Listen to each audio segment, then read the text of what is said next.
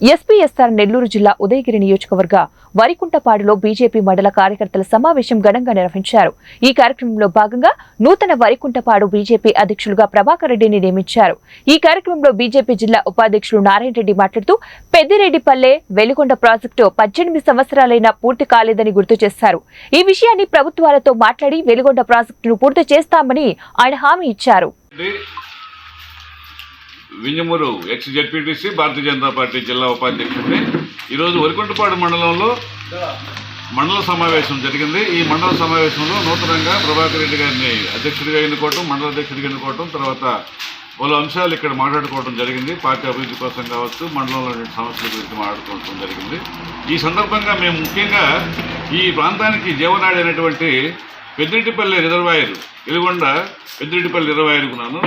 ఈ పెద్దిరెడ్డిపల్లి రిజర్వాయరు దాదాపు ఇప్పటికి 18 సంవత్సరాలుగా పనులు మిగిలియి ఈ రోజుకి కూడా పూర్తి కాని పరిస్థితి ఉంది. ఈ ప్రాజెక్టు ప్రస్తుతం కూడా లైవ్లో కాంట్రాక్టర్ మల్లికార్జున అనే వ్యక్తి ఆధ్వర్యంలో వర్కులు నడుస్తూ ఉన్నాయి. అయితే కేవలం ఆ టన్నల్ వర్క్ ఏదో మమా అని చేస్తున్నారు, కానీ ఈ పెద్దిరెడ్డిపల్లి రిజర్వాయర్కి వచ్చేటువంటి మెయిన్ సప్లై ఛానల్ ఏదైతే ఉందో సింకేసల రిజర్వాయర్ కాడి నుంచి ఈ పనులన్నీ కూడా ఎప్పటి నుంచో ఆగిపోయి ఉన్నాయి. దాదాపు 4-5 సంవత్సరాలుగా పూర్తిగా ఆగిపోయినటువంటి పరిస్థితి మనం చూస్తున్నాం.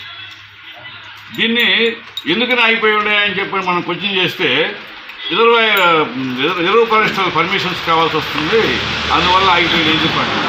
రిజర్వ్ ఫారెస్ట్ పర్మిషన్స్ ఎట్లా వస్తాయి? స్టేట్ గవర్నమెంట్ ఫాలోఅప్ చేసి సెంట్రల్ గవర్నమెంట్ని రిజర్వ్ ఫారెస్ట్ వాళ్ళకి సంబంధించిన అధికారులతో